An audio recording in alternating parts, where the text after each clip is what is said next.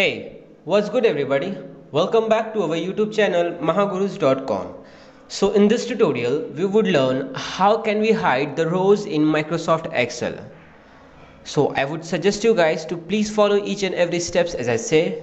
So without wasting any time, let's get started.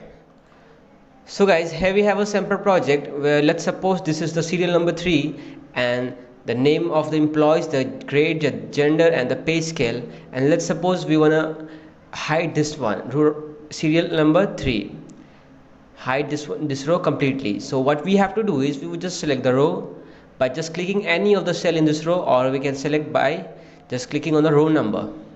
After selecting, just click on home, and in this cell group followed by format and followed by visibility, hidden, hide and unhide, and followed by hide rows, just click on that, left click, and as you can see guys, that row, third number row, the as you can see serial number 1 2 4 is there but 3 is not, it's hidden.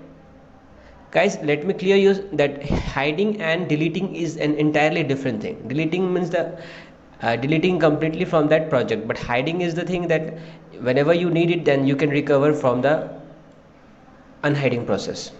So similarly, you can select the multiple of cell and just do the same thing, but this time we have a shortcut for you guys. The shortcut is just select the cell. After selecting, just click Control plus 9 and it's hidden. As you can see, the numbers between 2 to 12 are missing and that's hidden.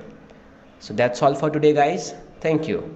If you really like the content, then please like the video and click subscribe to see more videos like this. And don't forget to share this video with others. You can find the link to complete basics to advanced Excel tutorial in the description below, or you can visit mahagurus.com to see lots of other software courses. Thank you.